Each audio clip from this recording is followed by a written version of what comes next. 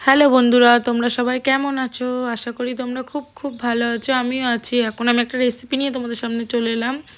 আমি পাবদা মাছ খেতে ভীষণ ভালোবাসি। আমার মতন কে কে আছো তোমরা ভালোবাসো? এখন যে রেসিপিটা বানাবো এটা সম্পূর্ণ আমার নিজের রেসিপি। এটা আমি এমনভাবে বানাই, আমার ভালো লাগে খেতে।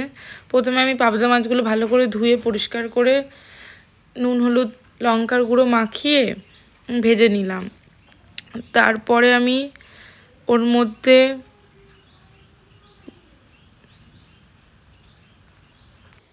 কড়াইতে আমি এখন পরিমাণ মতন তেল দিয়ে দিয়েছি। তেলটা একটু গরম হতে দিলাম।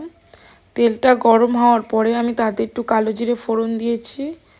কালো জিরে ফোড়ন দিয়ে জাস্ট একটু নাড়াচাড়া করে নিয়ে তাতে আমি দিয়ে দেব পেঁয়াজ কুচি। পেঁয়াজ কুচিটা একটু লাল লাল মতন ভাজা হয়ে এলে তারপরে আমি তাতে অ্যাড করে দেব কাঁচা লঙ্কা ও টমেটো কুচি। টমেটো কুচি কাঁচা লঙ্কা দেওয়ার পরে একটু হালকা হালকা ভাজা হলে তাতে আমি দিয়ে দেব আগে থেকে আমার বানানো আদা রসুনের পেস্ট। সেটা দিয়ে হালকা করে নেড়ে নেব। নাড়ার পরে হলুদ লঙ্কা গুঁড়ো, তার মধ্যে কাশ্মীরি লঙ্কা গুঁড়ো আমি অল্প করে অ্যাড করেছি। দেওয়ার পরে ভালো করে কষিয়ে নিয়ে নুন দিয়ে দিয়েছি। তারপরে আগে থেকে বানানো সর্ষে, যেটা দোকানে কিনতে পাওয়া যায় প্যাকেট সর্ষে, যে পাউডারটা, ওইটাই আমি ব্যবহার করেছি।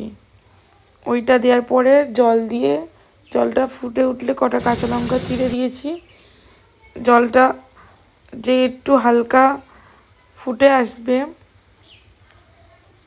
তারপরে আমি তাতে পাবদা মাছ, ভাজা যে পাবদা মাছগুলো ওগুলো দিয়ে দিলাম। মাছগুলো ফুটতে থাকবে। তারপরে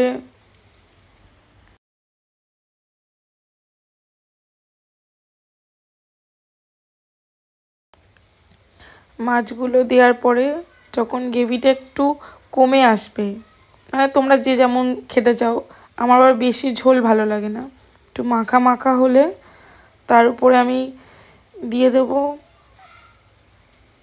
কিছুক্ষণ ঢাকা চাপা দিয়ে রেখে দিয়েছিলাম। তারপরে ঢাকনাটা খুলে সর্ষের তেল দিয়ে ধনেপাতা কুচি দিয়ে ব্যাস রান্না আমার রেডি। এবার গরম গরম পরিবেশন করব সাদা ভাতের সাথে। Just awesome,